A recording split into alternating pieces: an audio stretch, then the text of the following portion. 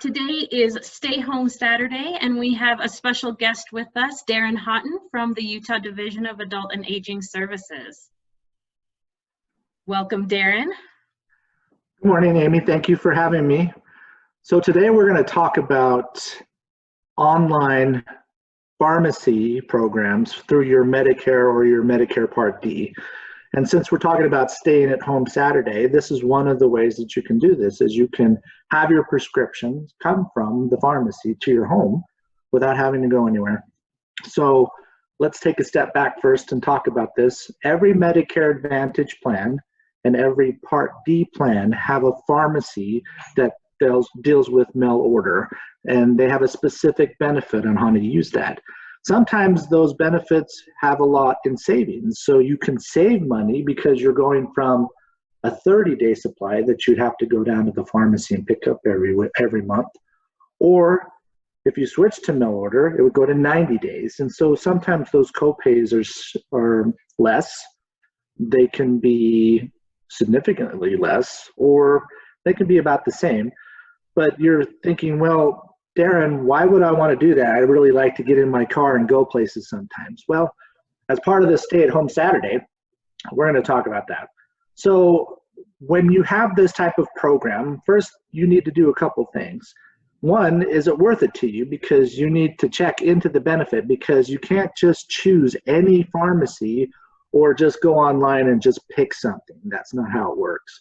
Your prescription drug carrier has in the packet or materials that they sent you how to sign up for these things. And you can do it two ways.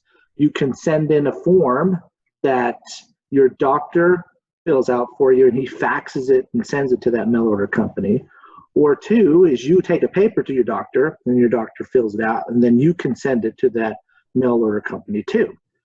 And once you get that in the works, then the company will send you your drugs or your prescriptions, because I know seniors don't take drugs, they take prescriptions, that it comes in the mail about 2 weeks later. Now, you're thinking, well, if it's that easy, why don't all these people do it? Well, there's some reasons why people like and they don't like to do that. So let's talk about the good reasons why you want to do that. Well, the first reason is you save time and money, because you're not driving to that particular local pharmacy to go pick up your prescription. So if you have 4 or 5 prescriptions, they would all come in the mail once. Otherwise, if you had them at the pharmacy, you always have them sometimes on different dates. And so you have to keep going back and forth. So that's gas and money, the first off. The second is if you don't want to waste your time. Let's say you want to go about and you have a busy schedule, but you don't want to always have to go to the pharmacy. That's a good reason to do mail order pharmacy. If you have chronic illness is another reason. And what I mean by chronic illness is a condition where you're taking prescriptions for that condition all the time and it doesn't change much. Just in case you have conditions like high blood pressure, or if you have rheumatoid arthritis, or you just have pains and those types of things where you just need prescriptions all the time. It's the same dose. This is one of those options. Another one is what happens if you forget to go get your refills. I know that there's times where I get to where I look down at the bottom of my pill container and it's empty. I'm like, oh man, I need that prescription. Then you got to go online, or you got to call the pharmacist, and then maybe they're closed and you have to wait another day. These mail order pharmacies do automatic refills. And the last thing is the mail order pharmacy is open 24/7. So you can always call them and get your prescription refilled where your local pharmacy may be closed. Now, here's the downside. What if you need your prescription right now? Well, mail order pharmacy is not going to work, because you have to send in that prescription and it may take a couple weeks for it to get back. Well, what if you, as some people say, you just put those prescriptions there and then you forget about it and they just keep coming and you're fine and you're dandy, but then your doctor changes your dosage or you change it to another prescription and you don't send it to that mail order pharmacy? Well, you're just going to keep getting all those pills that you originally were taking, and you have to stop it. And if you don't stop it, they keep coming. Some people take compound medicine, and that's a specific type of medicine where the pharmacist has to put that together.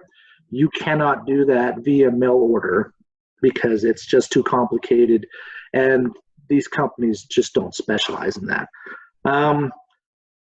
The last part of it is maybe you really like to talk to your pharmacist. Well, if you really like to talk to your pharmacist, this is not the way to go, because you're switching from talking to them every month to not talking to them at all. So those are some of the things to consider as you're doing mail order pharmacy or thinking about it.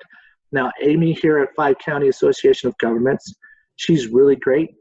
She can help pull up your plan. She can look at the benefits of regular retail pharmacy versus mail order pharmacy.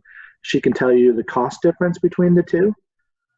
Most of the time you will see savings, and she can help you if you don't happen to have the packet. She can help you find the form to fill out to have it sent to the doctor, who can then send it to the company. Now, when you are making these changes, some of the things to consider is that some of your prescription drug plans or Medicare Advantage plans already have some information on file that may need time to transfer over to the mail order company. Some of those things to be considered are pre-authorizations, making sure that your doctor gave them the rights and the understanding of why you need to take that certain type of prescription. Quantity limits. If you were taking more than the standard dose, your doctor may have to relay that information back over to them again. Then the last thing is step therapy. Step therapy just means that your insurance company wants you to take this type of drug or this style of drug, and you're taking another type of drug. Your pharmacist had that information, they shared it with the company, but now your doctor's going to have to share it again with the mail order company. Those are really small steps that have to happen, but that's usually why it takes about 2 weeks to set this up. Now, the last thing I want to tell you about is don't go and do this on your own if you're not quite sure what you're doing, because like I mentioned, you just can't go on the internet and say, well, I think that this is a great mail order company. There are lots of mail order pharmacy companies on the internet, but to work with your Medicare Advantage plan or your Medicare Part D plan, you have to work with those specific companies that are in network with that particular plan. So if you just go online and just choose something, you may or may not actually get your prescription, because out there are a lot of online scams that deal with pharmaceutical issues. So make sure that you're doing the right thing, which is following what your plan says is what you can do. And second, if you're thinking about going out and doing this stuff, you have to be careful that you don't fall victim to a scam. And a good way to do that is also check with Amy there at 5 County, and she can tell you and help you look at those other online pharmacies to see if that's a good thing for you to do, if you decide to do it that way. But she also has information about how to prevent scams, and so give her a call. Thank you. Thanks, Darren. We're so happy to have you with us today. And if you've got questions about mail order prescriptions or any other Medicare costs, you can contact the Area Agency on Aging 5 County at 435-867-6020 or 435-673-3548.